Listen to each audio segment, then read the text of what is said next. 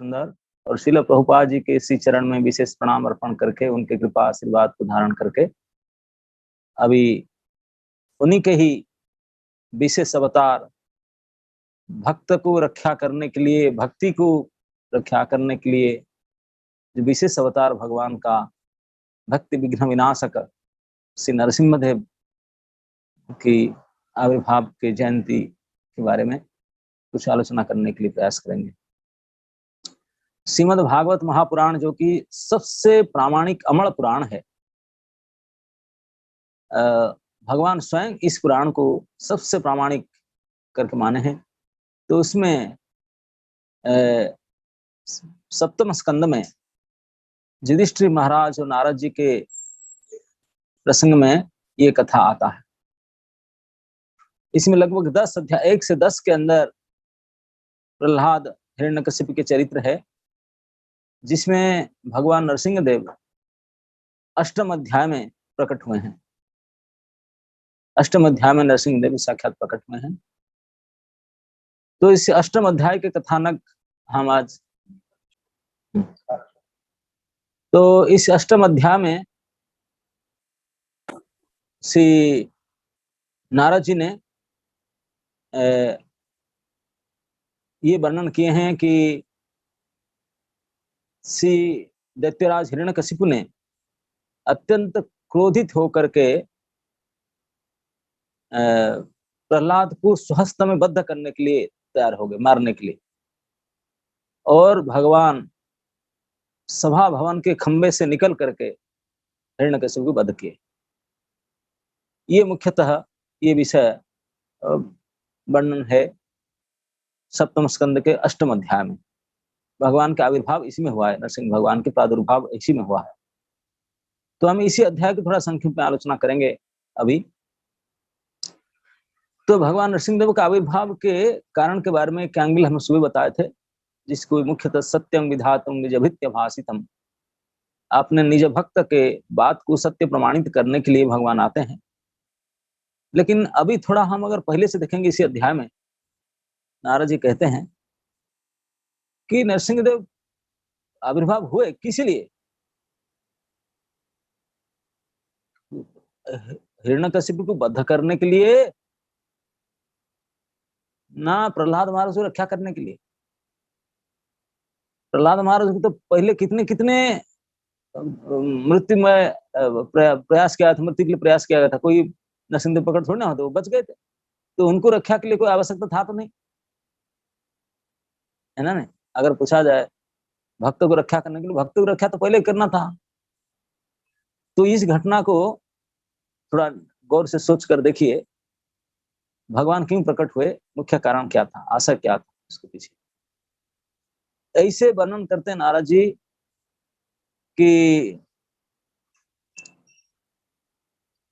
हिरण्यकशिपु अपने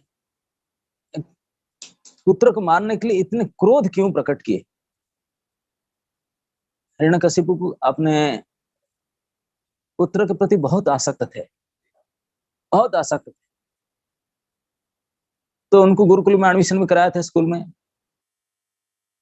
में एडमिशन करा करके जो उन पहले बार उनको पूछे, बेटा बताओ क्या पढ़ा।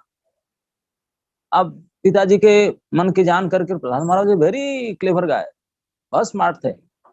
ऐसे नहीं थे कि कोई ऐसे, वो जानते थे पापा क्या पूछना चाहते, क्या सुनना चाहते मेरे से, लेकिन वो नहीं बताया। हमारा नाम अपराध में 9th ऑफेंस में बताया गया, don't preach to the faithless. यही है ना, अश्रद्धालुओं को प्रचार नहीं करना चाहिए। लेकिन यहाँ प्रहलाद महाराज पता नहीं, उनके पिता से तो परम श्रद्धालु हैं, उनके प्रचार किए। पहले क्वेश्चन में उनको बोले, हे असुरवर्या, पापा नहीं बोले, हे असुरराज, आप जंगल में वानप्रस्थ लेकर जाइए और हरिभजन करिए, हरि आश्रम कीजिए। अब बताओ, ये हरि के नंबर 1 के शत्रु, ब्रांडेड अपोजिशन है, वो उनको बोलते हैं कि हरि आश्रय करो, हरि मां आश्रय। उसे गुस्सा चढ़ा, लेकिन बोला नहीं, छोटे बच्चा बोला, ये तो बचपनाहट है, कैसे बोल दिया पता नहीं, कोई उसका दिमाग खराब कर दिए होंगे और डांट दिया। यूनिवर्सिटी की मैसेज भेजा कि बी केयरफुल, कोई स्टूडेंट पिचिंग कर रहा है आकर के, कॉलेज पिचिंग हो रहा है। हरे कृष्ण वालों को कोई भरोसा नहीं, बी केयरफुल। तो उन्होंने हाई अलर्ट हो गए सब सर देखें। तो लेकर के संढर अमर के जो गुरुदेव थे उन लोगों ने खूब उनको गौर से पूछे, बहुत फुसला करके रसगुल्ला खिलाएंगे, ये देंगे। छोटे बच्चे को कोई बात ताजा करने के लिए इसे फुसलाते हैं, ये दे दूंगा, मुझे चॉकलेट दूंगा, ये दूंगा, लड्डू दूंगा। तो इसे खूब उनको बताया, बेटा बताओ हम गुरु है। तो प्रहलाद, तुम्हारा बुद्धि कैसे खराब हुआ? प्रहलाद महाराज, तो गुरु जी तुम्हारा बुद्धि खराब है, मेरा बुद्धि थोड़ी खराब है बुद्धि तो तुम्हारा खराब है वो गुस्से हो गए, बोले बदमाश, हम तो खराब बोलते, बेत लाओ पीटूंगे, सब सच बताओ। धमकी धमकी दिए प्रहलाद महाराज, जो बोले उनको सब। प्रहलाद महाराज बोले मेरा बुद्धि खराब क्यों है? मेरा बुद्धि ठीक है, भगवान विष्णु ने मुझे बुद्धि बिगाड़ा। विष्णु कहाँ से आया इधर? विष्णु सर्वत्र है, जैसे चुंबक लोहा को खींचता है तो ऐसा मुझे खींच लिया, आप नहीं समझ पा तो मैं क्या करूं? तो जो बोले छोड़ो यार उस बात नहीं, उनको ढंग से पढ़ाते हैं इस बार थोड़ा नजर करके। तो दोनों डायरेक्टर प्रिंसिपल हाई अलर्ट होकर के केयर लेकर उनको पढ़ाने लगे। वो यूनिवर्सिटी था, रॉयल यूनिवर्सिटी था हिरण्यकशिपु का, सबसे टॉप यूनिवर्सिटी था उनके। तो उसमें ये शुक्राचार्य के दो बेटे थे बिल्कुल इंचार्ज। तो उन्होंने पर्सनल केयर लेकर उन्हें पढ़ाए। तो उन्होंने क्लास में टॉपर होते थे प्रहलाद महाराज। उनका जो इंटर में एग्जाम होता था उसमें 99% आता था। और कुछ एग्जाम देकर के रिटिन और वाइवा दोनों में देखे, ही वाज टॉप। तो उन दोनों का इतने मन खुश हो गया, दोनों टीचर के, डायरेक्टर साहब के, प्रिंसिपल साहब के। बोले इस बार तो राजकुमार जी इतने बढ़िया पढ़े हैं ये कूटनीति राजनीति सब, कि राजा साहब अगर उनको पूछेंगे तो निश्चित रूप से वो सही आंसर देंगे। और सम्राट बहुत खुश होकर हमारा प्रमोशन कर देंगे, बख्शिश मिलेगा, ये होगा। बड़े खुश होकर के, बहुत बड़ी आशा लेकर के इस बार हिरण्यकशिपु नहीं बुलाया था मिलने के लिए, वो खुद लेकर गए, गुरुजी ने लेकर गए। इस बार बोले राजा साहब इस बार तो देखिए, पहले बार गड़बड़ था, इस बार चेक करके देखिए, ऐसा कुमार साहब पढ़े हैं, जो प्रश्न पूछे ऐसे आंसर देंगे सर, आप देखेंगे खुश हो जाएंगे। तो लेकर जा रहे थे, बोले कि अरे यार थोड़ा माँ के पास ले जाना चाहिए, खिला पिला करे, बहुत हॉस्टल में ढंग से प्रसाद नहीं होता बेस में, और वहाँ खिलाएंगे पिलाएंगे, बढ़िया से कपड़ा वपड़ा पहन करके जाएगा सम्राट के पास, वो भी खुश हो जाएंगे। तो माता के पास लेकर गए, समलंकृतम, अच्छे तरह से अलंकृत अगर आप पहन कर खा पी करके लेकर के गए राजभवन में।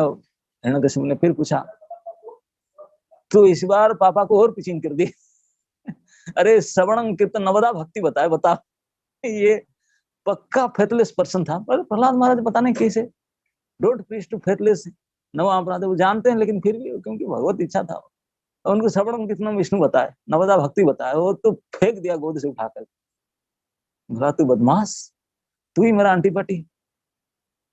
तब उनको नारद जी ने, जो युधिष्ठिर महाराज प्रश्न किए, ये कैसे हो सकता है नारद जी, आप बता रहे हैं कि प्रहलाद उनके पुत्र था, हिरण्यकशिपु उनका पापा था, ये समाज में कभी संभव हम देखते नहीं है, कभी है ही नहीं कि कोई, और इतने स्नेहिल पिता था, इतने स्नेह श्रद्धा था अपने बेटा के प्रति, और बेटा भी इतने गुणवान था, इतने भद्र था, और इतने सम्मान देने वाले था, इतने बढ़िया था। तो कोई कैसे भी बच्चा हो, काणा कुजा कंपा, और पिता भी उनको प्रेम करता है, और जो दिखने में इतने सुंदर, गुण इतने सुंदर, इतने भद्र, इतने सम्मान देने वाले, तो कौन पिता उनको द्रोह करेगा? तो इतने लाडली बालक, इतने प्यारे पिता उनको क्यों इतने द्रोह किए कि उनको मर्डर करना चाह रहे थे, जान से मार देना चाह रहे थे? ये कैसे संभव हुआ?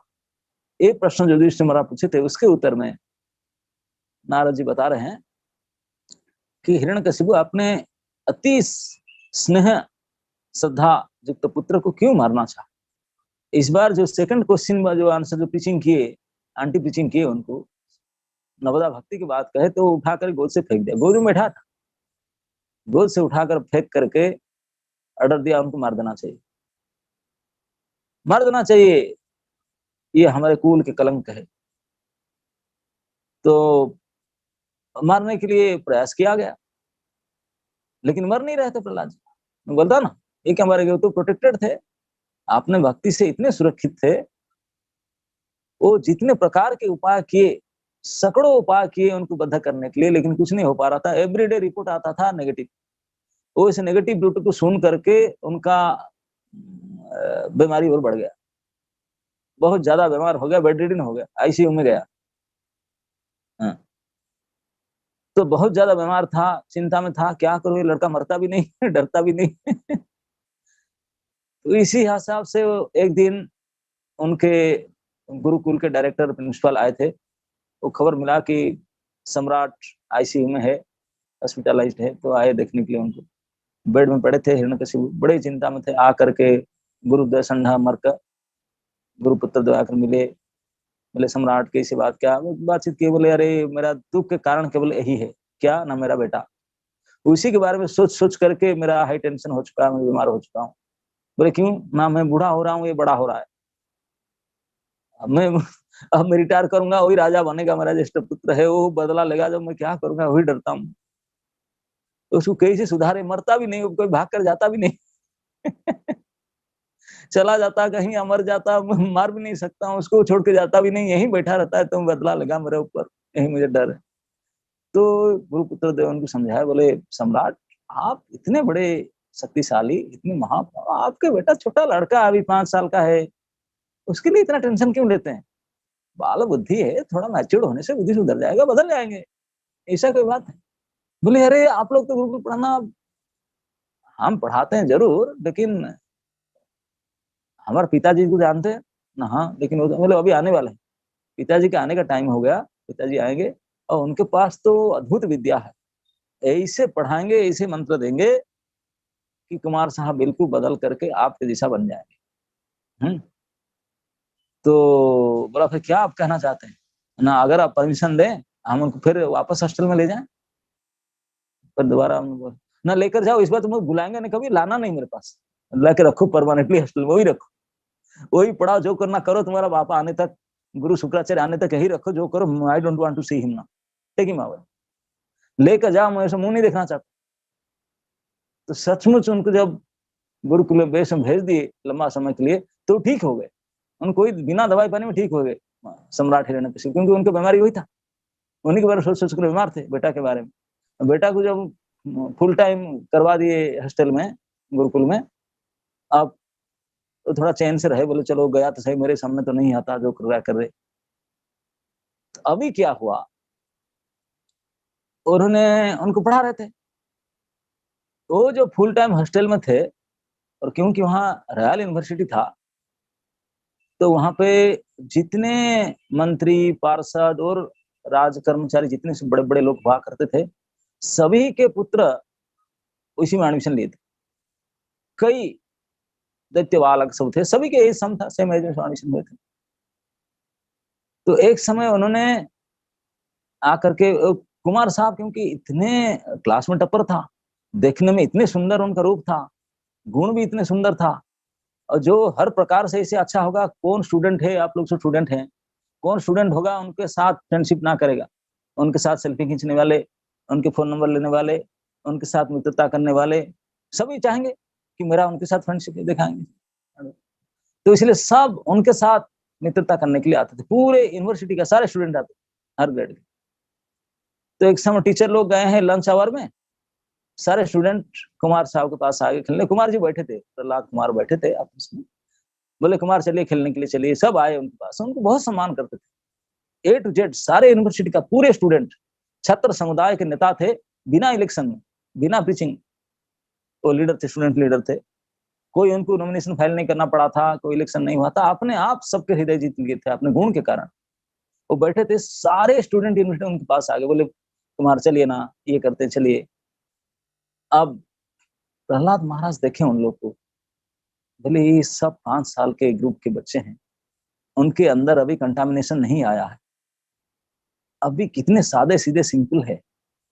सिंपल मतलब जो गीला मिट्टी होता है ना, आप लोग जानते हैं, जो मिट्टी के मूर्ति बनाते हैं, कच्चा मिट्टी होता है जो पानी में डाल कर गीला करते हैं, फिर उसमें डिजाइन बनाते हैं, जो मूर्ति जैसे को हाथ, मुंह, नाक, जो डिजाइन होना चाहिए सब करते हैं।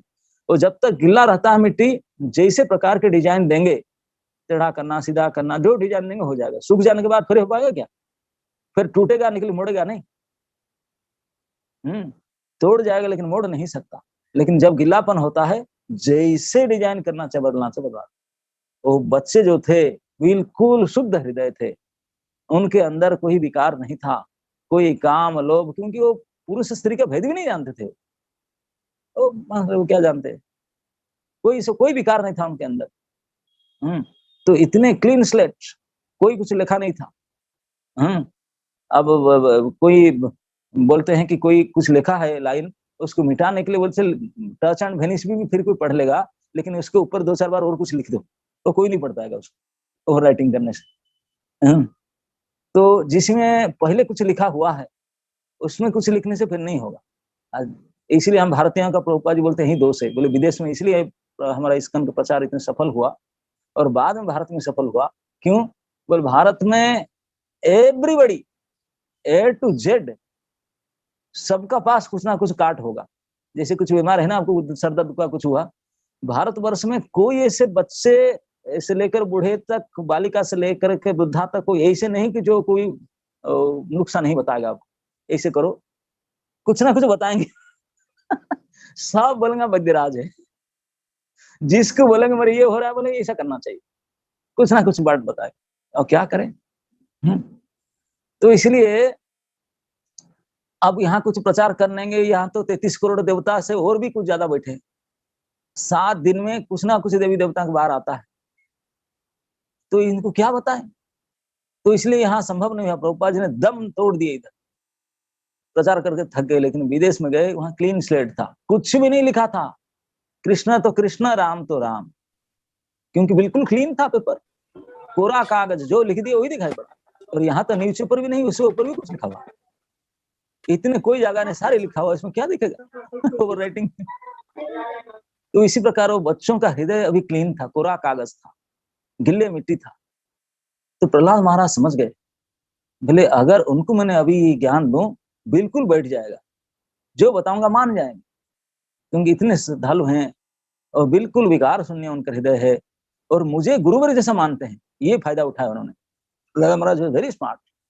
प्रचार करने का क्या सिचुएशन होना चाहिए, कैसे समय होना चाहिए, क्या अनुकूल वातावरण होना चाहिए, किसको किस तरह किस समय कैसे प्रचार करना चाहिए। He was fast student teacher in the history. History क्या, वेद पुराण से। वो इतने पहले से तो हमारा हिस्ट्री जब बना नहीं था, हिरण्यकशिपु का समय, प्रधान समय, कौन सा कल्प का सत्ययुग का बात है, तभी से उन्होंने कॉलेज टीचिंग शुरू किए थे, स्टूडेंट टीचिंग। बैच नहीं खोले थे, हॉस्टल में टीचिंग शुरू किए थे उन्होंने। और ही वाज सो एक्सपर्ट, इतने एक्सपर्ट थे, टीचर थे। आपने समवयस्क का, अपने क्लासमेट को उन्होंने देखे कि क्लासमेट सभी स्टूडेंट्स का उनके प्रति इतने सम्मान भाव था। he took that opportunity, everybody likes him like anything। जो बोलेंगे वो मानेंगे, कुमार हाँ ही करेंगे, यही बैठो ना बैठता हूँ, उठो ना उठो, इतने उनके प्रति समर्पण था सारे बच्चों का। They like him so much. और देखे कि मुझे गुरु जैसा मानते भी हैं, सम्मान करते हैं, मेरे बात को मानते हैं, और उनका हृदय अभी शुद्ध है, बिल्कुल क्लीन है, कोरे कागज। बोले उसका फायदा लेना चाहिए। और महात्मा प्रहलाद ने, भक्त प्रहलाद ने उनको बोले खेल कूद जाते हैं, तो समझाने लगे, बोले ये तो टाइम वेस्ट है। तो उनको समझाने लगे भागवत धर्म के बारे में। वही सबसे गड़बड़ व्यापार हुआ। ये दोनों गुरु, संढर अमर का गुरुद्वय, अपने सिलेबस के अंदर जो कोर्स था, उनका लाइब्रेरी में जो बुक्स था, और जो प्रैक्टिकल भी करके, जो भी करके, सारे जो भेद नीति, कूटनीति, राजनीति, जो सब पढ़ा रहे थे, बहुत प्रयास करके, खूब समझा करके पढ़ाए थे, उनको इतने समझ में नहीं आ रहा था उनका। लेकिन प्रहलाद जी ने ये रिसेस आवर में, लंच आवर में कुछ पढ़ा दिए उनको भागवत धर्म के बारे में। वो बिल्कुल फिट बैठ गए, वो सब समझ गए, वेरी क्लियरली दे अंडरस्टूड, क्योंकि हृदय बिल्कुल पवित्र था, समझ गए सारे। अरे समझ नहीं गए, अनुष्ठान करना शुरू कर दिए, कीर्तन वहीं शुरू कर दिए। यदि मृदंग करताल वहां था नहीं, हाथे ताली ऐसे ऐसे करताल दे करके हरे कृष्ण कीर्तन शुरू कर दिए। घंटे भर में they totally changed and everybody get ready to do kirtan. इतने समझ गए भली भांति इस विद्या को। और आपने जो कॉलेज का जो स्टडी कोर्स था, उनको गुरुजी लोग ने कितने पढ़ा करके कितने प्रयास किए थे, वो समझ में नहीं आया था अभी तक। लेकिन प्रहलाद महाराज कुछ ही समय में उनको ऐसे समझा दिए, दे आर वेल अंडरस्टूड, और अंडरस्टैंड करके बोले, प्रहलाद जी फिर हम कीर्तन करना शुरू करते हैं। जब हरे नाम है व केवलम, तो हरि नाम ही करते ना हम, और कीर्तन शुरू कर दिए। तो टीचर लोग बोले, साउंड कहाँ से आता है? हमारे कॉलेज कैंपस में कीर्तन का साउंड कहाँ से आता है? ये तो स्ट्रेंज व्यापार। भाई हिरण्यकशिपु का रॉयल यूनिवर्सिटी में हरिनाम कीर्तन, oh my God, danger situation. Alarm बज गया तुरंत, बोले ये कैसे, हरि का नाम कैसे आता है? दौड़े वो लोग, बेचारे खाकर सो रहे थे, सो ही नहीं पाए, दौड़े ठंडा मर, आकर देखे situation was out of control. कुछ नहीं कर पाए, लड़के मानने के तैयार नहीं। जो बुक्स था उनका, जो बस्तानी जो बैग होता ना, फेंक दिए, बोले हम नहीं परीक्षा देंगे, हम नहीं पढ़ेंगे, हम पढ़ेंगे नहीं, हम एग्जाम नहीं देंगे, कुछ नहीं करेंगे। प्रहलाद महाराज अकेले थे। अभी टोटल यूनिवर्सिटी कोई एक स्टूडेंट बाकी नहीं रहा, A to Z सारे स्टूडेंट। गुरुदेव बोले हमारा दिमाग खराब हो जाएगा, हमको कीर्तन करना पड़ेगा, लगता है यहाँ इमरजेंसी कॉल किए। फोन था नहीं तब जमाने में, क्या करें, कुछ उपाय नहीं दिखा। भय में कांप उठे, बोले हिरण्यकशिपु सरकार, इस सरकार में ये क्या किया, एक भी बच्चे सब बिगाड़ दिया उन्होंने। अरे पूरे यूनिवर्सिटी बेकार हो गया हमारा, हमारा कोई पढ़ते नहीं, सारे फेंक दिए, बोले हम ऐसे नहीं पढ़ेंगे, सिलेबस कोई नहीं फॉलो करेंगे, हम तो कीर्तन करेंगे। दोनों डायरेक्टर एंड प्रिंसिपल दौड़े, गामछा पहनकर दौड़ पड़े, बोले पैंट पहनने के, रसोई थे ना, बेडरूम में थे, वहां से उठकर आए थे, लंच खाकर सोए थे बेचारे। इसी अवस्था में दौड़े राजभवन दौड़कर बोले, राजा के सामने भाई से सम्राट ऐसी बात हुआ, इस सारे खुल करके बता दिया, हमारा कोई दोष नहीं सम्राट, हम माफ कर दीजिए, हम कीजिए। वो लड़का ने अब लंच आवर में क्या बिगाड़ दिया, कोई एक भी बच्चा राजी नहीं पढ़ने के लिए, वो सारे भगत बन गए, कीर्तन कर रहे सारे।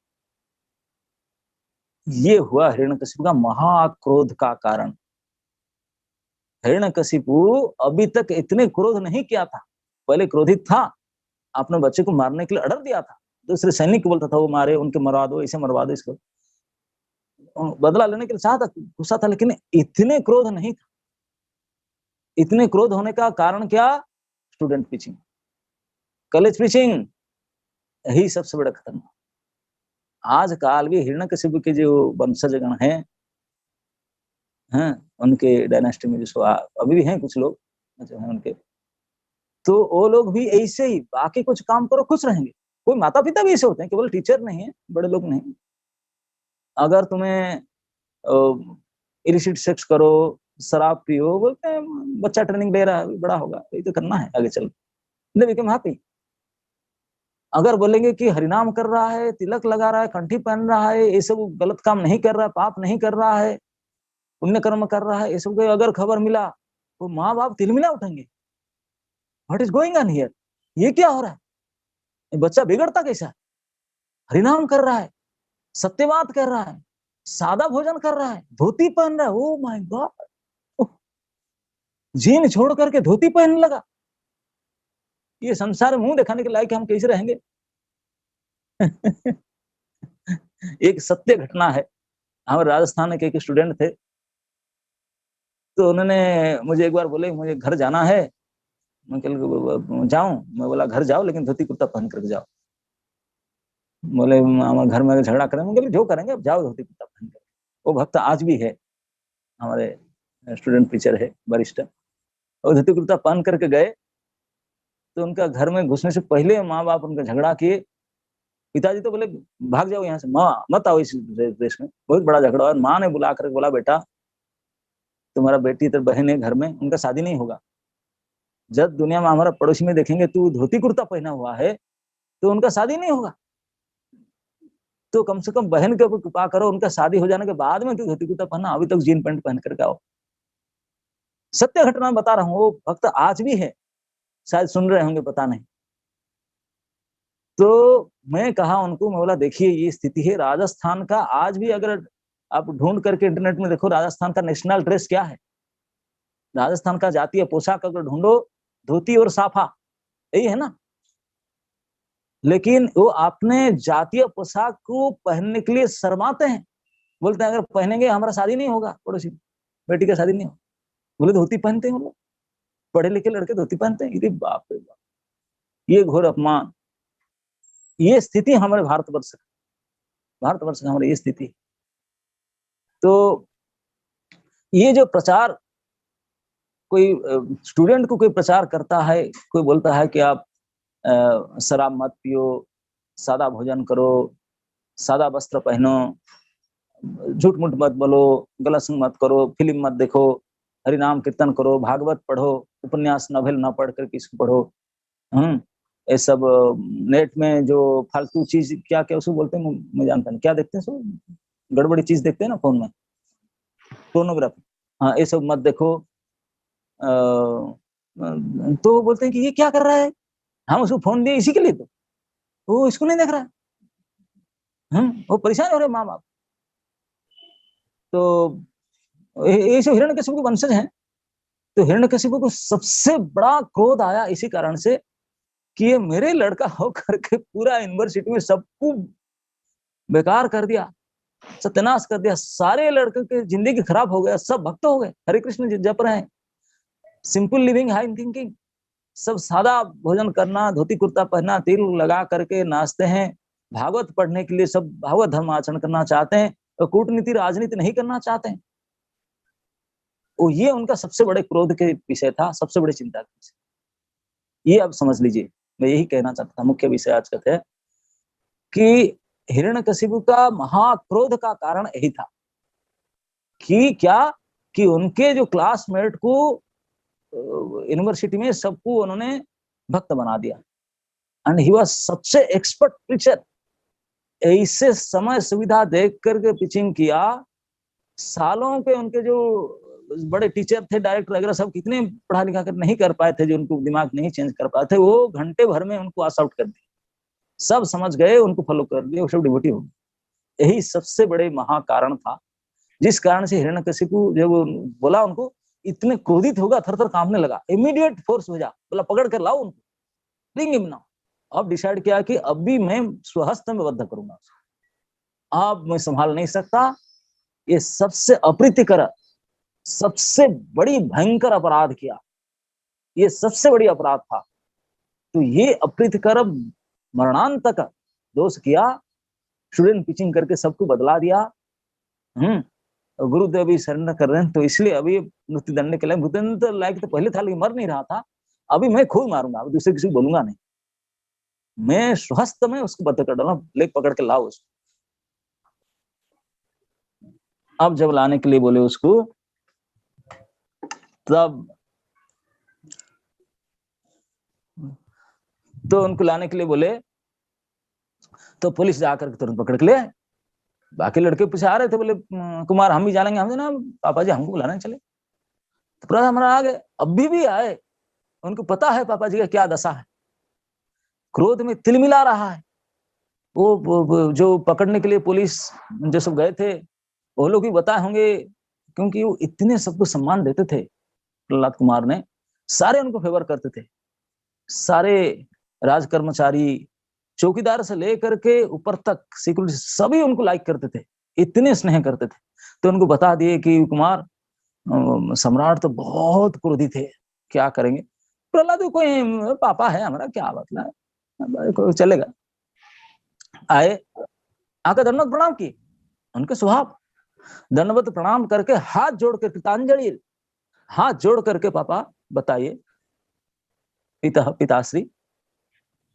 अब हिरण्यकशिपु तो क्रोध में जल रहा था, मानना था, जैसे प्रहलाद आकर हाथ जोड़ के खड़े हो गए उनके सामने, ऐसे गुस्से में उनको डांटने लगा, ऐसे डांटने लगा, बोला अरे दुर्विनीत, इतने दुष्ट तू है, ऐसे अभद्र, अभद्र तो वही खुद है, वो सबसे बड़ा भद्र है, लेकिन तू इतने असभ्य अभद्र, कुलंगार, हमारे दैत्य कुल कितने पवित्र है, कितने पवित्र उच्च कुल है दैत्य कुल, जैसे चंदन वन है, दैत्य का कुल इतने फेमस है जैसे चंदन के वन, वो उसमें बबुल का पेड़ तुम कहां से आ गया यार, मेरे बेटा होकर। चंदन वने कंटक वृक्ष, जैसे कोई चंदन के बगीचा हो, उसमें कोई बबुल के पेड़ उग जाए, बबुल समझते ना, हाँ कांटेली, बोलते हैं हम सब तो चंदन है, हमारे पूरे तेरे चाचा थे, मैं हूँ, अब जितने हमारे कुल के जितने हमारे सब असुर वंश है सारे चंदन वृक्ष है, आप अकेला ये हरिभक्त बबुल का पेड़ कैसे निकल गया उनके बीच में? ये पेड़, ये उदाहरण, ये कुलपान सब कुलंगार तो कैसे हुआ मेरे से? ऐसे गाली दिया, जितने मुंह में आया। प्रहलाद महाराज कोई खत नहीं करे थे उसे गाली को, सब टलेट कर गए। इतने भक्तों का सहनशीलता गुण होता है, सारे उनके इसको सहन कर गए।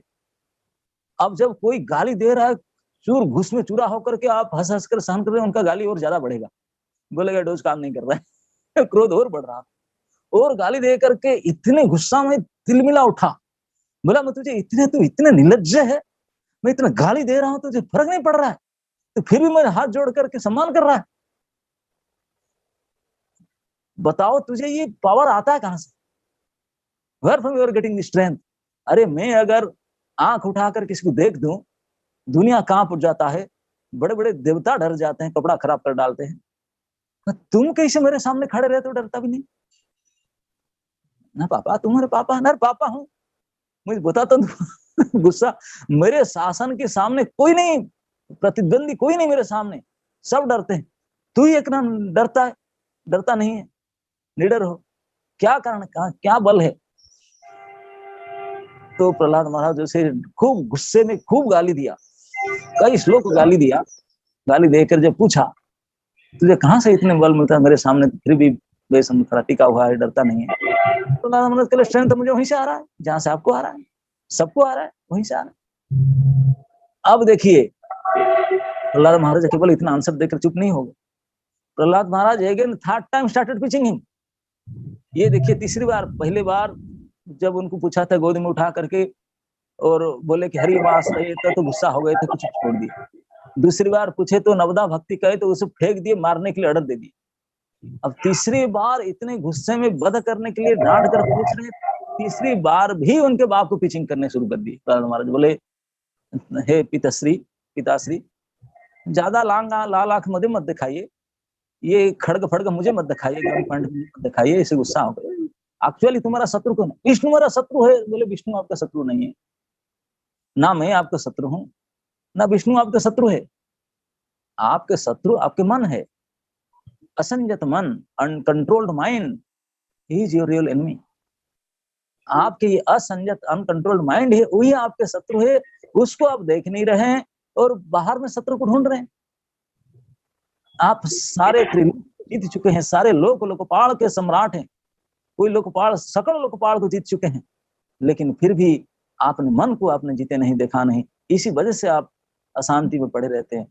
तीन लोक के शक्ति, साम्राज्य, प्रभाव, पराक्रम, अप्रतिद्वंदी भाव में ऐसे अनर्गल भोग आसक्ति होने पर भी फिर भी आपके मन में महान भय, अशांति, ये काम क्यों? क्योंकि असंयत मन यही आपके महाशत्रु है। प्रहलाद महाराज पिचिंग करना शुरू कर दिए, कई श्लोकों में पिचिंग किए। बोले पापा मैं बोल रहा हूँ आपको, आपके मन को कंट्रोल, मन को कंट्रोल आपने आप नहीं कर सकते हैं। आप ऐसा कीजिए, आप दूसरे किसी के झगड़ा झाटी शत्रुता मत करके हरि नाम कीजिए, धीरे धीरे सब ठीक हो जाएगा। हाँ, मैं प्रसाद बनाने का व्यवस्था करूंगा, प्रसाद पाइए प्रसाद पाइए, चैंटिंग कीजिए। और उनको सब बोलने लगा, बोला सुबह उठने के लिए प्रयास, मैंने उनको भक्त बनाने की कोशिश कर रहा, पिचिंग कर रहा था। अब प्रहलाद महाराज का पता नहीं कि नवा अपराध है ये, अश्रद्धालु को पिचिंग करना नहीं चाहिए, अरे ये महाजन है, उनको नहीं पता, उनको किसी को पता होगा, लेकिन पता नहीं फिर भी कर रहे थे। तीसरे बार वही करने लगे। पिताजी बोला बेटा मैं क्या करूं, मुझे दुख लग रहा है, तू मेरे ज्येष्ठ पुत्र हो, मेरा ये तीन लोक के साम्राज्य, ये ऐश्वर्य, ये राजलक्ष्मी का एकमात्र उत्तरदायी, क्या बोलते हैं उसको, उत्तराधिकारी आप हो। मैं बुढ़ा हो रहा हूं, मुझे बाद में तुझे सब मिलेगा, लेकिन दुर्भाग्य रे दुर्भागा, क्या करूं, मैं ही आप बिना हाथ में मुझे तुझे मर्डर करने वाला हूं, क्योंकि तुझे इसके लिए कोई पड़ी नहीं है।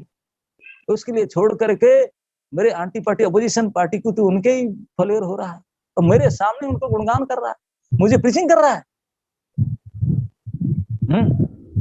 अब नीति शास्त्र में भी कहा गया, उपदेशानां मूर्खाणाम उपदेशो ही ना प्रकोप है इतना शांत है, उनको गुस्सा चढ़ेगा। मूर्खों को उपदेश करने से ज्यादा गुस्सा होते हैं, शांत नहीं होते। और हिरण्यकशिपु तो महामूर्ख की शिरोमणि था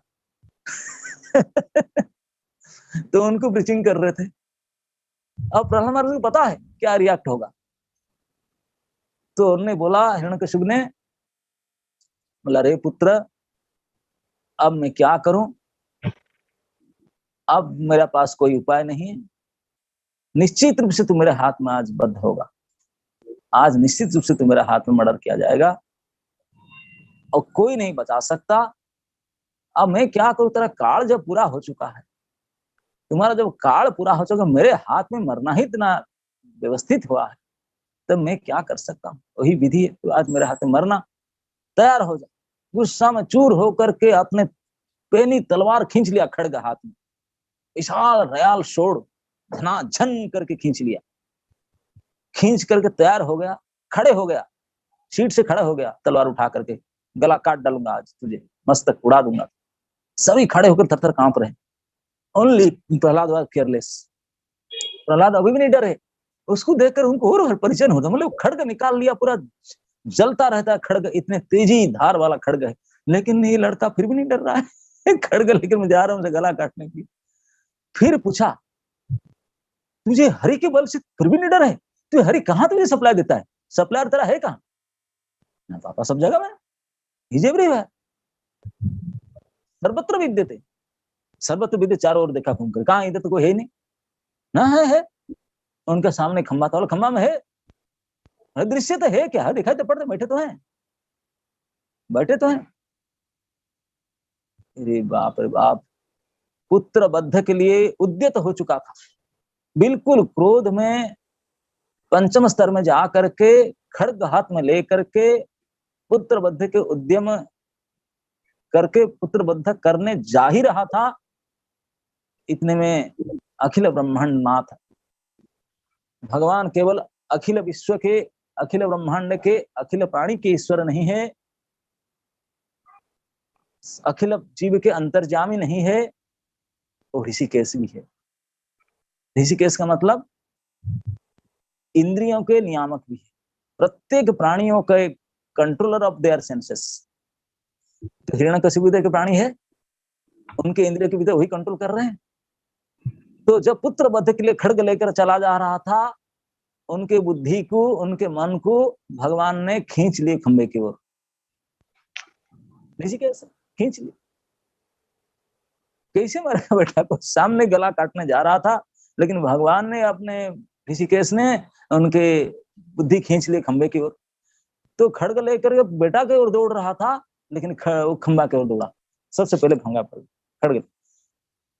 खंबा की ओर दौड़ करके एक मुक्का मारा, वज्र मुष्टि।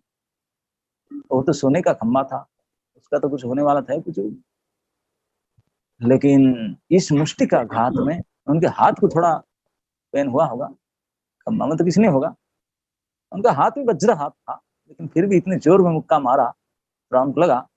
लेकिन मुष्टि का घात होते ही तुरंत ऐसा एक कठोर शब्द उत्पन्न हुआ, जैसे करोड़ों वज्रपात होने से जैसे शब्द होता है। एक वज्रपात से जैसे हमारा सब दिल घबरा जाता है, अगर मिलियन सब वज्रपात एक साथ में हो तो कितना साउंड होगा। इतने भयानक शब्द हुआ कि ये तो जिस लोक में था हिरण्यकशिपु, उसको छोड़ो, ब्रह्मलोक में, सत्यलोक में ब्रह्मा जी के ऑफिस चेयर टेबल गिर गया, चेयर टेबल उनके कंप्यूटर वगैरह सब गिर गया। हाँ, टेबल से गिर गया, पानी फानी सब गिर गया इधर उधर। जितने इंद्रधनुष सब तो उन्होंने कर रहे थे, ब्रह्मा शिव ये सब दौड़ कर उनका अपना ऑफिस में बाहर आ गए, बोले असमय में प्रलय हो रहा है, ब्रह्मांड प्रलय में नाश हो जाए, दौड़ कर आगे बाहर। पूरे दिशाओं में प्रलय के कोलाहल के तांडव सुनाई चलने लगा। जब प्रलय का समय आ जाता ना बिना टाइम में, तो पूरे दिग विदिग से ऊपर से नीचे तक सब हाहाकार मच गया था, क्योंकि जब से सृष्टि हुआ था, इस संसार का जब से सृष्टि हुआ था, सृष्टि के आदि समय से अभी तक इतना बड़ा भयानक साउंड कोई नहीं सुना था ना हुआ था, नेवर एवर। सच से हेवी साउंड नेवर हैपेंस, कभी हुआ नहीं था, कोई नहीं सुने थे पूरे संसार में जितने का कान हुआ है शब्द सुनने के लिए, ऐसा शब्द किसी ने नहीं सुना था, ऐसा शब्द हुआ ही नहीं, अनहोनी शब्द हुआ।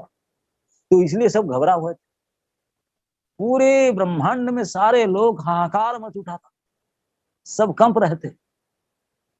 हिरण्यकशिपु यद्यपि अपने प्रभाव से भय को भी भयभीत कर दिया था, इतने तपोबल था उनके पास भी, लेकिन वो भी आश्चर्य होकर के इतस्ततः चारों तरफ नजर घुमाकर देख रहा था, कहां से शब्द आ रहा है, ये साउंड आता है कहां से, ये वज्र घोष कहां से आ रहा है चारों तरफ।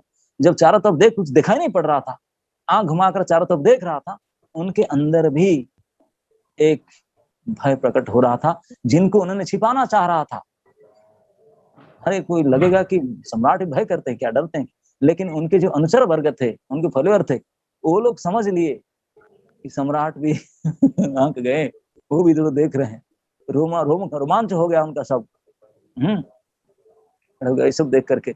अब लेकिन तुरंत उन आश्चर्य होकर के चारों तरफ देख रहा था, साउंड क्या है, किधर है, समझ में नहीं आ रहा था, समझ में नहीं रहा था, धड़ून पढ़कर देख रहा था। इतने में ही इस खंबे के अंदर अति अद्भुत रूपम अदृश्यन, मतलब दिखाई दिए भगवान में, पास्ट टेंस में, अदृश्यताम। क्या अदृश्यताम, उसको आचार्यगण कहते हैं जो दृश्य थे, प्रहलाद महाराज बोलते दिखाई पड़ रहे हैं तो इसलिए दिखाई दिए, मेरे भक्त जब बता दिया था तो ही कहते हैं भगवान गोलोकपति, गोलोक के प्रति इतने प्यार नहीं, भगवान कमलापति के कमला के प्रति इतने प्यार नहीं, भक्त वांछा कल्पतरु का भक्त के प्रति जितना बड़ा है और किसी के प्रति इतना संबंध नहीं है। आज भक्त के बात को सत्य प्रमाणित करने के लिए मेरा भक्त बोल दिया इस खंबे में है, मैं खंबे में होकर के दिखाऊं। यस, और क्या, व्याप्तिंच भूतेषु अखिलेषु च आत्मन, मैं सब जगह में हूँ, सर्वत्र हूँ। मेरे बेटा भक्त बोला था सर्वत्र हूँ तो खंबे में क्यों नहीं हूँ, वहां भी हूँ। जब भक्त बोल दिया सर्वत्र हूँ, खंबे में भी है तो हूँ, दिखाऊंगा खंबे में निकलकर। इसलिए स्तंभे सभायाम, इस सभा भवन के अंदर उस खंबे से भगवान ने दर्शन दिए, अदृश्यता दर्शन दिए। कैसे दर्शन दिए, कैसे दर्शन था, ना नमृगम न मानुषम, ना सिंह था ना मनुष्य था, दोनों ही नहीं थे, इसलिए नकार गया दोनों चीज। न मृगम न मानुषम, ना मृग था ना पशु था ना नर था, पशु भी नहीं था, मनुष्य, दोनों मिक्स बीट थे, दोनों जुड़े हुए थे कोई एक प्राणी थे नहीं। ये अद्भुत था, कंबाइंड फॉर्म, ये अद्भुत रूप था।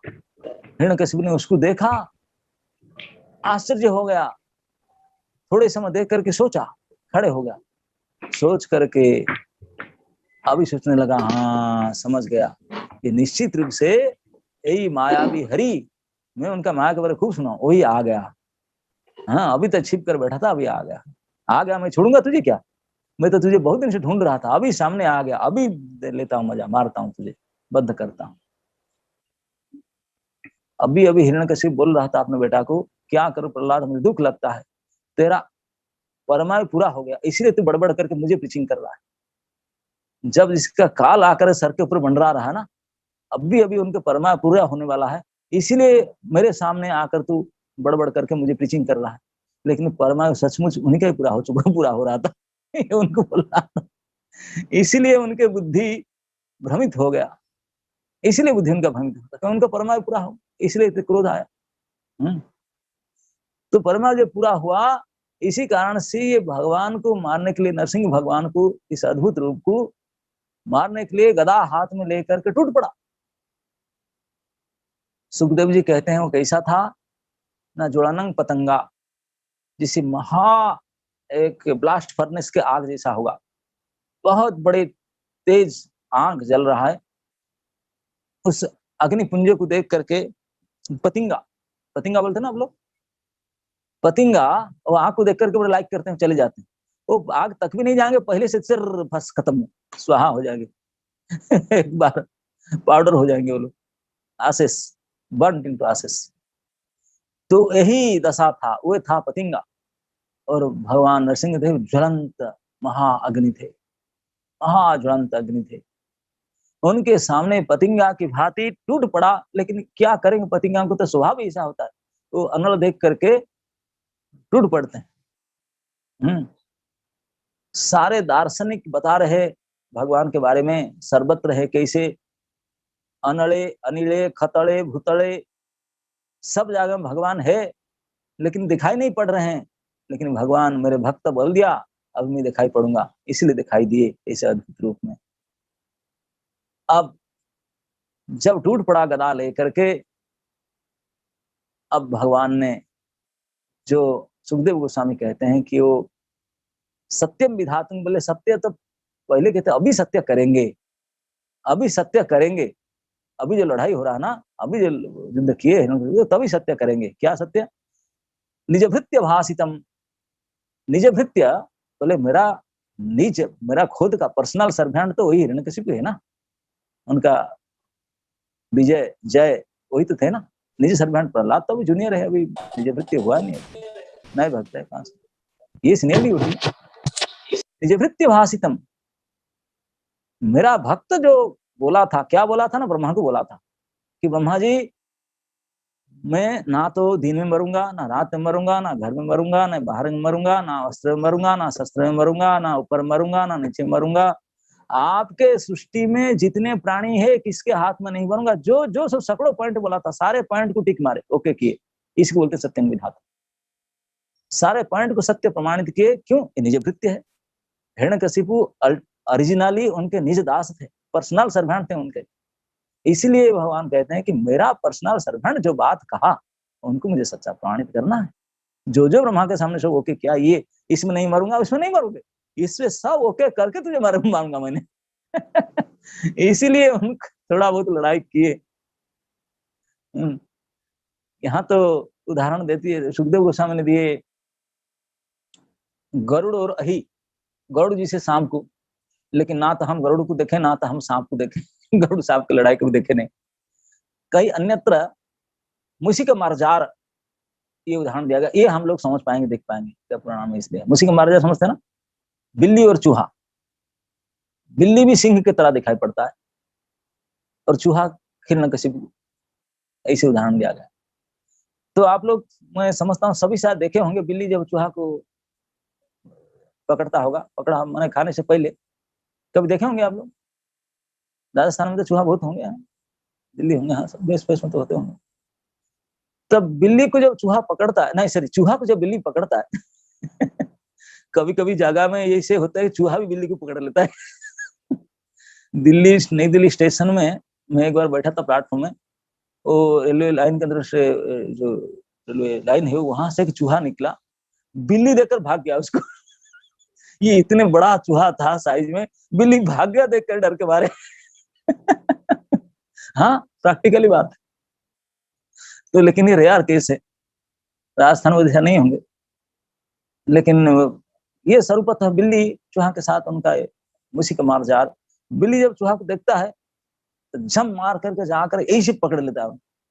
जब चूहा को पकड़ लेता है बिल्ली, अपने मुंह में लेकर एक बार हिला देता है, चूहा महाशय सोचते हैं कि गया मेरे तो इष्ट स्मरण करके मरने के लिए, बिल्कुल मर ही गए समझो, झुंड दिया उनको, आधमुरा 75% मार दिया उनको। तो उसको तुरंत नहीं मारेगा, बिल्ली का स्वभाव है, थोड़ा छोड़ देगा। इतने झुंड कर 50-60% मरवा करके फिर छोड़ देगा, छोड़ करके 2-4 कदम पीछे हो जाए, उसको चूहा पे डाल देगा, छोड़ करके 2-4 कदम पीछे आ जाएगा बिल्ली, पीछे आकर बैठेगा जैसे जेंटलमैन की तरह, चुपचाप बैठेगा, जीवा निकाल करके साइड में चाटेगा और आंखें सिर्फ बंद बंद कर, ऐसे कुछ नहीं किया, नथिंग हैपेंड, बिल्कुल जेंटलमैन की तरह बैठ करके दिखाएगा, कुछ हुआ नहीं, घट रहा। चूहा महाशय देखता होगा कि सर शायद मूड चेंज हो गया, शायद मुझे छोड़ दिए दया करके और कुछ एक्शन नहीं लेंगे, तो वो सुजोग लेकर के पूरे शक्ति लगा कर, शक्ति तो आधा खत्म हो चुका था, आधा से ज्यादा, जो भी शक्ति बचा था भाग जाना चाहेगा। और भद्र मनुष्य के भद्र लोग के भांति जो बिल्ली महाराज वहां बैठे थे, चुपचाप जीवा चाट रहे थे, आंख मीटी मीटी कर रहे थे। जब देखा कि चूहा भागना चाह रहा है, एक जंप लगाएगा वहीं से डायरेक्ट। आते समय तो 2-4 स्टेप लेकर आया था, 1 स्टेप में सीधा उनके ऊपर टूट पड़ेगा और झूण देगा उसको। ओ हो, चूहा बोल रहा था क्यों मिस्टेक किया, मुझे जाना नहीं चाहिए था, अच्छा था मैं ही पड़ा था, मैं स्टेप लिया तो गया, मर गया।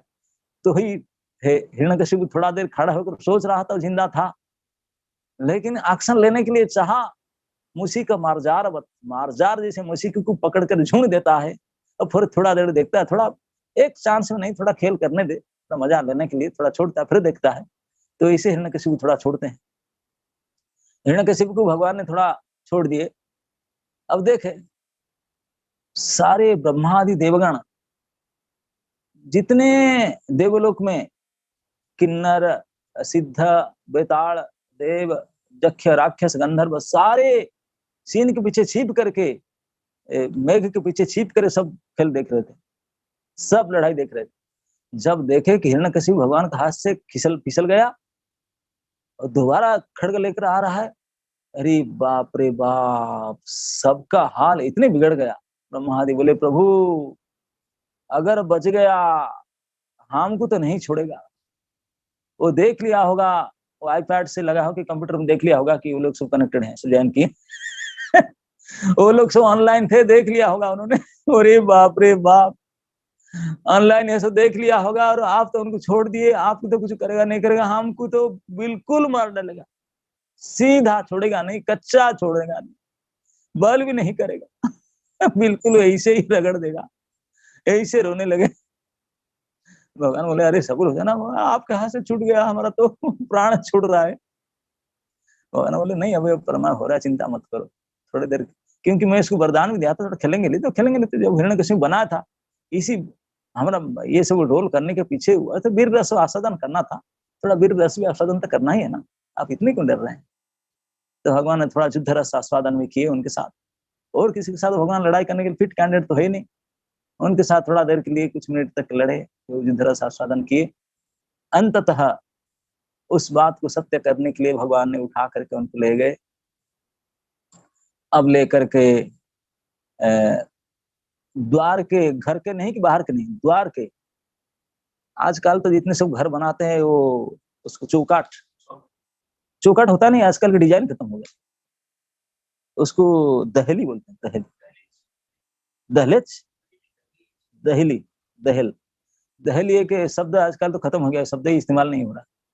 दहली घर के जो चौकाट होता है ना, डोर का नीचे जो होता है, आजकल के नक्शा में पास नहीं होता, नीचे होता ही नहीं, सब 3 तरफ होता है, नीचे नहीं होता है सिलपट होता है तो दहली के ऊपर जाकर बैठे भगवान ने, दहली बाहर भी नहीं अंदर भी नहीं, तो बीच का होता है, एक पॉइंट ओके किए। शाम के समय था, गोधूली समय, 10 कावार, बोले ना दिन है ना रात है, ओके किए। दूसरे पॉइंट, ब्रह्मा जी के सृष्टि में कोई प्राणी नहीं है, बोले मैं ब्रह्मा जी की सृष्टि में है ही नहीं, मैं ब्रह्मा के बाप हूँ ब्रह्मा क्या मुझे सृष्टि करे, मैं ब्रह्मा की सृष्टि किया हूँ ओके बोले ब्रह्मा जी की सृष्टि में जितने डिजाइन का प्राणी नहीं, ये डिजाइन है ही नहीं, ये डिजाइन अभिनव है, नया है नया डिजाइन है ओके। वो बोला था कोई अस्त्र में ना शस्त्र में, बोले ओके, ना कोई ना अस्त्र ना शस्त्र, मेरे पास कुछ नहीं, तेरे पास अस्त्र, मेरे पास कुछ नहीं। बोला नहीं निर्जीव नहीं सजीव नहीं, बोले ना कोई जीवित नहीं निर्जीव नहीं, नाखून ने जीवित है ना निर्जीव, नाखून को सजीव भी नहीं है निर्जीव भी नहीं है ना, नाखून जो काट देते हैं वो पता नहीं चलता, ये मरा हुआ लगता है, लेकिन जीवित है, बढ़ता है उसके कारण जीवित है, और काट कर होते मरा हुआ है, तो ये कोई डिसाइड नहीं कर पाएगा मरा हुआ कि जिला हुआ है, तो भगवान इसलिए नाखून में मारे, बोले सजीव निर्जीव कोई डिसाइड नहीं कर पाएगा वो ओके किए उसको, बोले तू बोला था सजीव से नहीं मारूंगा निर्जीव नहीं मारूंगा, सजीव निर्जीव दोनों नहीं है, मीडियम में नाखून से मारूंगा तुझे बोले कोई वर्ष में नहीं मास में नहीं, बोले ना वो तो होता ना अधिक मास, बड़ मास में मारूंगा, और कोई काउंट में नहीं, कोई वर्ष में नहीं, महीने में, दिन में नहीं, कुछ नहीं आता नहीं। बोले मैंने भूमि में नहीं मरूंगा, आकाश में नहीं, जल स्थल आकाश किसी में नहीं, बोले ना जल स्थल मसल मेरे गोद में मारूंगा मेरा गोद इसमें ओके किया, सारे पॉइंट को ओके मार रहे, सत्य प्रमाणित कर रहे, मेरे गोद में मारूंगा, नाक में मारूंगा, जितने पॉइंट ब्रह्मा जी के सामने निज भृत्य ओके किया था मनुष्य प्रमाणित, इसे नहीं मारूंगा, इसे नहीं मारूंगा, सारे पॉइंट को आज इट इज सत्य प्रमाणित करके और उनके वक्ष फाड़ डाले, नाखून से फाड़ डाले अद्भुत रूप में। अब फाड़ करके अब दहली के ऊपर तो मारे, वक्ष विदारण किए।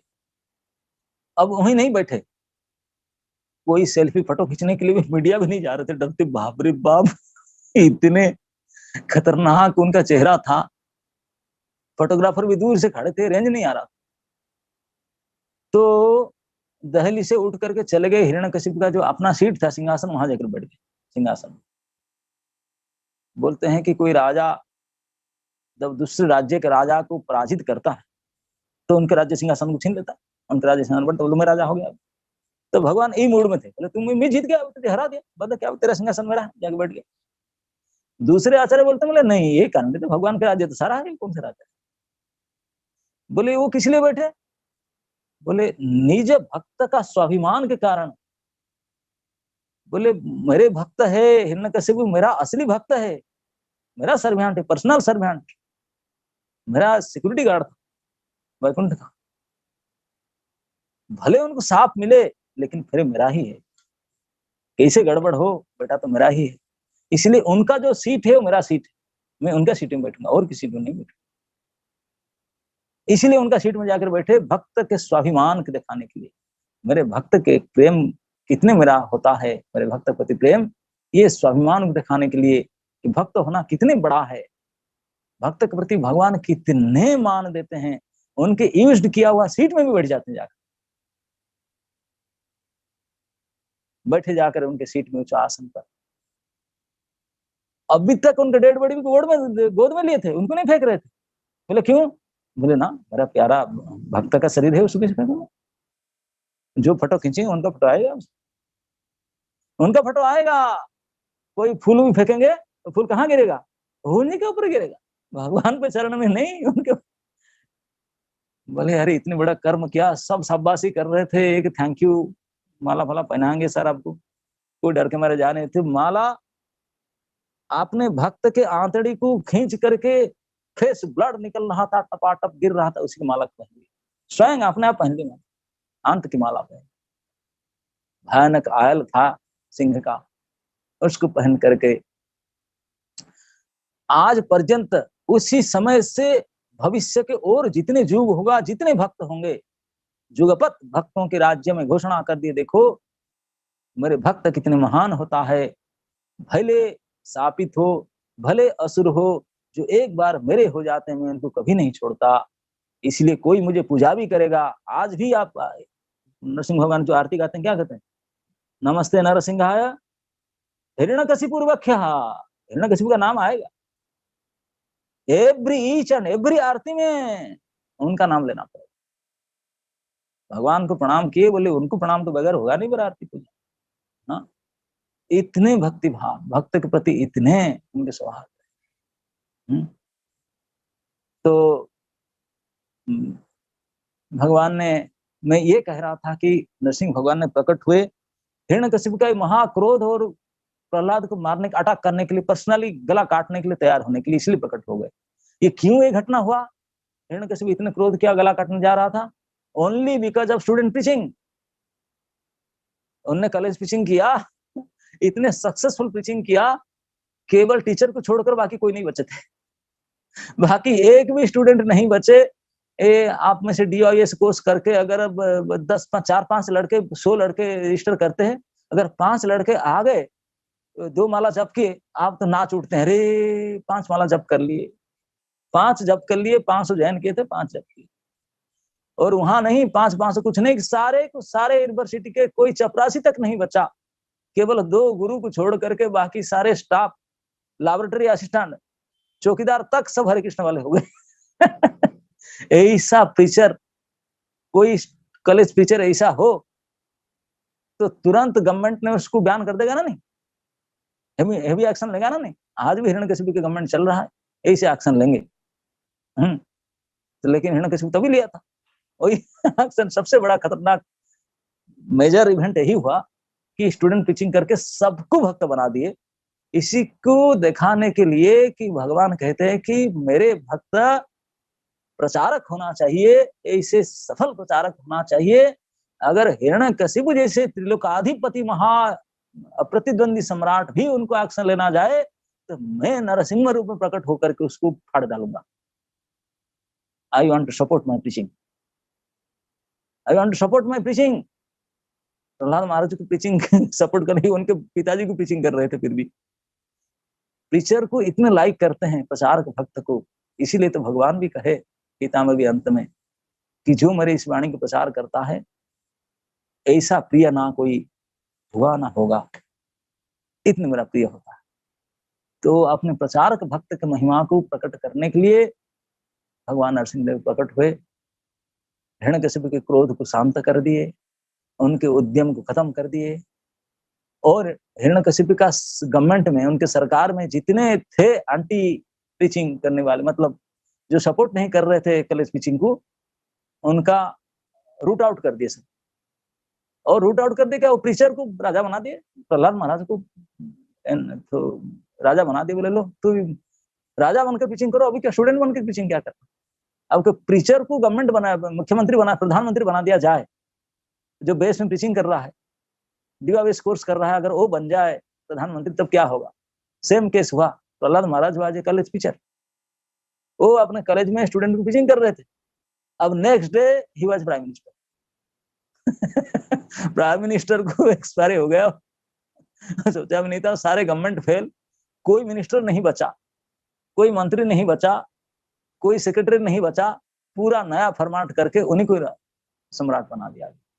तो कैसा प्रीचिंग हुआ होगा। तो भगवान ने ये कॉलेज प्रीचिंग को सपोर्ट करने के लिए प्रकट हुए थे भगवान नरसिंह देव। तो इसलिए those who are student preacher, college preacher, ये नरसिंह चतुर्दशी को भली भाव से पालन करना चाहिए। नरसिंह चतुर्दशी व्रत को ब्रह्मा जी कहते हैं कि मुझे सृष्टि सर्जना किया, सबसे पहले नरसिंह व्रत किया था, नरसिंह चतुर्दशी व्रत करके मैं सृष्टि सर्जना किया। गरुड़ जी बोलते हैं कि मैं नरसिंह चतुर्दशी व्रत करके गरुड़ जी का पोस्ट पाया। और बाकी जितने बोलते हैं हम लोग सब ये सब बन पाए कि नरसिंह चतुर्दशी व्रत करके। नरसिंह भगवान बोलते हैं मैं तो प्रकट हुआ था, मेरा परफेक्ट टीचर प्रहलाद महाराज कॉलेज टीचर, उनको बचाने सपोर्ट करने के लिए मैं आया था। तो उनको पिचिंग में डिस्टर्बेंस कर रहे थे वो लोग, तो उनको मार मीट करके उनको मैंने नेता बना दिया। बोले वो खुल्लम खुल्ला पिचिंग करो। अभी डीआईएस कोर्स करना क्या कंपलसरी, पूरा सिलेबस चेंज कर दो, सब बोलो हरे कृष्ण करना, कीर्तन करना है सारे। कोई लंच आवर में नहीं, ओरिजिनल पीरियड में भागवत क्लास होगा और कीर्तन होगा। अगर कोई प्रधानमंत्री, अगर हरिभक्ति प्रधानमंत्री बन जाए तब छोड़ेगा बेस क्या बोलेगा सारे कॉलेज हॉस्टल कंपलसरी कर देगा, एवरीबॉडी सब course change, only Gita Bhagavat वही सारे सब क्लास होगा। और सारे तिलक पहन करके आएंगे, तिलक कंठी करके आएंगे, धोती पहनकर आएंगे, सारे स्टाफ टीचर सब, और सारे 4 रेगुलेटरी प्रिंसिपल सब प्रसाद होगा हॉस्टल में, सारे तुरंत हो जाएगा ऑर्डर। बेचारे करें क्या, गवर्नमेंट जब रूलिंग कर दे तो सब करना ही पड़ेगा। आप विश्वास नहीं करेंगे, आपको लग रहा है कि हिरण्यकशिपु के जमाने में हिरण्यकशिपु मार के प्रहलाद महाराज को राजा करके नरसिंह भगवान ने ये कॉलेज प्रीचिंग को सपोर्ट किए थे, प्रचार को सपोर्ट किए थे। मैंने अभी कुछ महीना पहले मायापुर में था, गौर मंडल दर्शन में गया था, तो बांकुड़ा विष्णुपुर, आप नाम सुने होंगे विष्णुपुर का, विष्णुपुर जहाँ बराहमिर राजा थे, जहाँ पर हमारे जो पहले ट्रैवलिंग संकीर्तन के भक्त 3 गए थे, नरोत्तम दास ठाकुर, श्रीनिवास आचार्य, श्यामानंद प्रभु, वो चोरी करके ले गया था उनके किताब को, वही विष्णुपुर राज्य के राजा, वही हम गए थे दर्शन करने के लिए। तो बराहमिर के बाद में, वो तो 500 साल पहले के थे, उसके बाद में उनके पीढ़ी में एक राजा हुए थे गोपाल सिंह करके। तो गोपाल सिंह कोई ज्यादा पुराना नहीं थे, आज से लगभग 100-150 साल पहले वो राजा थे गोपाल सिंह। कमान एक तीर्थ है, कमान तीर्थ, वो देखने के लिए गए थे। तो गोपाल सिंह ने तो मराठा चलते थे, मराठी यद्यपि हिंदू हैं, लेकिन उन्होंने मुगल को अटैक करने के लिए वो भी मराठी से अटैक कर रहे थे, कि वो मानते थे क्योंकि बंगाल के सरकार जो था वो हुसैन शाह मुसलमान था, जो मेन अंग बंग कलिंग के राजा था वो था हुसैन शाह, मुसलमान था। और मराठा थे पक्के हिंदू, शिवाजी के फॉलोअर थे। तो उन्होंने मराठा सोल्जर गए थे अटैक करने के लिए, वो सोच रहे थे कि ये जो गोपाल सिंह है वो भी उनका ही अंडर का राजा है ना, हुसैन शाह का अंडर का, मुस्लिम गवर्नमेंट का, तो वो मुसलमान है, इसलिए अटैक करने गए थे। तो मराठा शक्ति बड़े पावरफुल सैन्य थे, वो लोग गए थे। तो गोपाल सिंह राजा ऐसा राजा था उनका किंवदंती में आता है, 150 साल पहले की बात। हम गए थे देखने के लिए राजबाटी उनका। उन्होंने उनके राज्य में पूरा सीमा पर्यंत राज्य सीमा में कोई एक व्यक्ति नहीं होगा जो 16 माला चैंटिंग नहीं करेंगे। कंपलसरी कर दिया था सबको, सबको तिलक करना पड़ेगा, सबको कंठी बांधना पड़ेगा, सबको फोर रेगुलेटरी प्रिंसिपल पालन करना पड़ेगा, सबको 16 माला जप करना पड़ेगा। ये राज नियम बना दिया था, और जो नहीं करेगा उनको राजद्रोही होगा, उनको पनिशमेंट जेल हो जाता था, खूब दंड मिलता। पहले बार मैंने सुना, किताब में लिखा हुआ है कि एक पूरे राज्य था जो एक भी प्रजा नहीं बचे थे जो भक्त ना हो। तो कंपलसरी, जो नहीं चाहे बोले भक्त होना ही पड़ेगा, कोई देवी देवता का भक्त नहीं हो सकता। ओ अपने घर में चुपचाप कर करो, ओपनली सब कृष्ण भक्त होना पड़ेगा, ओपनली सबको ऊर्ध्व पुंड्र तिलक, सबको कंठी, सबको धोती पहन करके ओपनली हरे कृष्ण कीर्तन करना पड़ेगा। वो राजा ने घोषित कर दिया, मेरे राज्य में किसी को नहीं मानो। ऐसे भक्त राजा था, वैसे कंपलसरी कहते। एकादशी बोला, जो एकादशी नहीं करेगा उनको प्राणदंड हो जाएगा। यही से धमकी देकर एकादशी करवा रहा था जब वो उस दिन मार्केट बंद कर थे एकादशी के दिन। बोला कोई ग्रेन सेल नहीं हो सकता, ग्रोसरी आइटम से बंद, सबके एकादशी करना होगा। यही से राजा था। तो ऐसे भक्त राजा गोपाल सिंह थे। तो मदन मोहन विग्रह जो ब्राह्मण को वही लाकर प्रतिष्ठा किए थे, तो मदन मोहन के इतने प्रेमी थे राजा गोपाल सिंह ने। अब जो उन्होंने एकादशी के दिन ही देख कर, क्यों मराठा सोल्जर बोले ये राजा बड़ा भक्त है, पावरफुल है, वो एकादशी के दिन अटैक करेंगे तो व्रत धरता है, उस दिन जब करता है, निर्जला व्रत करता है, वो लड़ाई नहीं कर पाएगा। उसी दिन फास्टिंग लड़ाई की मराठा सोल्जर आए। मराठा सोच रहे थे कि वो मुसलमान है करके, लेकिन ये तो पक्का हिंदू था। वो आए 60,000 संख्या में मराठा सोल्जर आए, वो उनका पास 10,000 सेना थे। कहाँ 60,000 मराठा के पास में वो बेचारे फास्टिंग कर रहे हैं, निर्जला व्रत किए थे निर्जला व्रत थे, वो ज्येष्ठ मास के निर्जला व्रत था। और उस दिन का कोई उन्होंने उनका जो सेनापति महासेनापति खबर दिया, राजा महाराज आज मराठा का पूरा घेराव कर दिया, हम राज्य को बाउंड्री वाला घेराव कर दिए, अटैक करेंगे आज लग रहा है, तो क्या किया जाए। वो इतने हजारों संख्या में, गुप्तचर बता, इतने हजारों संख्या में से तुम कमान लेकर आए हैं, हम कैसे उनको अटैक करें, क्या बताए आप, जो ऑर्डर करें क्या करें, ये तो भयानक युद्ध होगा। राजा गोपाल सिंह ने बोला आई डोंट केयर, आज एकादशी है, छोड़ दो, कोई युद्ध नहीं करेगा, तो कमान कोई नहीं चलाएगा, सब कोई ड्रेस मिलिट्री ड्रेस भी मत पहनो, सब आ जाओ यहाँ मदन मोहन का मंदिर प्रांगण में, हजार पूरा राज्य सब यहाँ जिस जो आएंगे सब आ जाओ, फिर सब बैठो, सब हरे कृष्ण मंत्र जप करना है, आ जाओ, कोई लड़ाई नहीं। बोले वो लड़ाई करेंगे, बोले मारना है तो इसे मरेंगे, मरना तो अगर वो युद्ध करके मार डालेंगे, मर डालेंगे, लेकिन व्रत नहीं छोड़ेंगे, वहीं जप करेंगे। गोपाल सिंह राजा ने ऑर्डिनेंस जारी किया, सारे सोल्जर को महासेनापति से लेकर लेफ्टिनेंट कर्नल और सूबेदार जो भी उनका थे, सर नौपत वो वाहिनी सबको बुला करके बोला सारा आर्मी बैठो, ये जनरल, ये पब्लिक, या लेडीज गैलरी, या जेंट्स गैलरी, ये कम्युनिटी कैटेगरी, ये ब्राह्मण कैटेगरी, सबको बैठा दिया। विराट बड़ा राज दरबार के अंदर जो प्रांगण में बैठा करके सब बोला सब जप करो।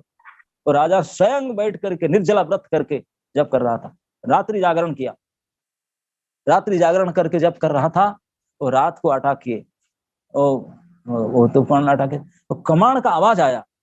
वो कमान जो उनका गोपाल सिंह का एक विख्यात कमान समझते हैं ना, वो तोप, बड़ा तोप था, तो तोप आज भी रखा हुआ है, दर्शन होता है उसका, इतने मोटे लोहा के विशाल तोप था, तोप की यूज किया गया।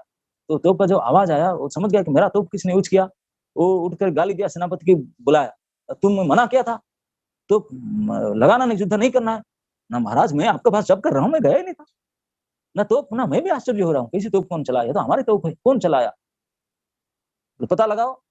उन्होंने गुप्तचर भेजे, पता चला रात में किसी ने तोप चलाया, हजारों संख्या में मराठा सोल्जर मर गए हैं, वो भाग गए सारे, 60,000 आए थे, कई लोग मरे, उसी रात भाग गए सारे, हार करके भाग गए, डर के मरे, बाप रे बाप, इतने भयानक युद्ध कौन कर रहा है, ये बैठ के सारे जब कर रहे हैं, राजा सेनापति सारे सैन्य कटवाड़ सभी जप कर रहे हैं, एकादशी कर रहे हैं, और युद्ध हुआ, इतने बड़े भयानक 60,000 मराठा सैन्य मार गए, कुटुंब डर के मारे रात में विभत त्याग करे, उन्हें टेंट फेंट छोड़कर भाग गए, बोरी बिस्तर उठा करके सब शत्रु भंग देकर चले गए। सुबह खबर मिला कई डेड बॉडी पड़ा है, शत्रु भंग करके चला गया है ही नहीं, हमारा तोप इस्तेमाल हुआ ना, कई तोप कमान से गया, तोप में कुछ बारूद नहीं, बारूद चला गया, कोई मारा है तोप, कौन यूज किया, बोले हम तो सब बैठे थे यहाँ जब कर रहे थे, रात्रि जागरण था, जब कर रहे थे, फास्टिंग था हमारा, कोई गए नहीं।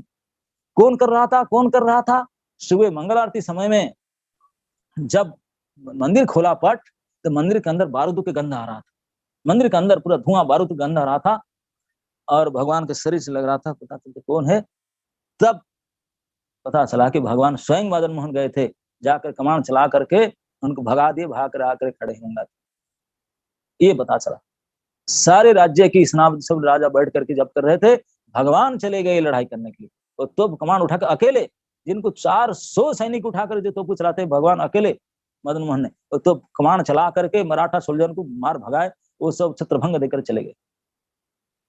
जब गोपाल सिंह को मंगलारती में पता चला कि मेरे प्रभु स्वयं गए थे, और गए थे करके प्रमाण मिला कि उनका जो दुपट्टा वो तोप के पास मिला भगवान के। अब तो रात को तो सुलाया गया था, शयन आरती में तो कपड़ा था, मंगल आरती में कपड़ा नहीं भगवान का, क्योंकि वहां भयानक युद्ध किए थे जाकर रात सारा लड़ा के तोप कमान से, और यहाँ मंगल आरती से पहले को पता चलेगा आकर खड़े हो गए अल्टर में, और कपड़ा छूट गया था।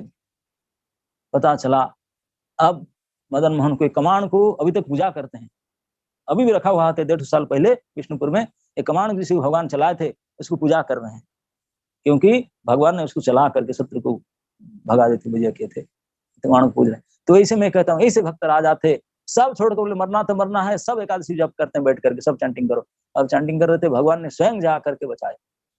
ऐसे तो ऐसे भगवान ने रक्षा करते हैं। तो जो भगवान के प्रचारक भक्त होते हैं, कोई सुनेंगे सोचेंगे नहीं प्रचार तो करना है, पूरे फुल फ्लेज टीचिंग में लग जाते हैं। ये नहीं सोचेंगे कि नहीं यार उनकी श्रद्धा नहीं, समझा कोई श्रद्धा पता नहीं, कंपलसरी सबको करना पड़ेगा। तो भगवान भी ऐसे प्रचारक को बहुत पसंद करते हैं।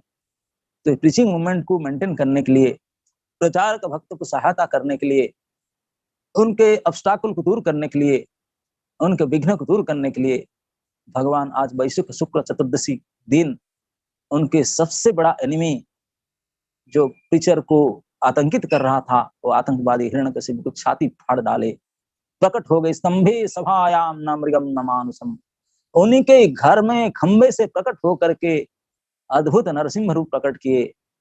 क्यों?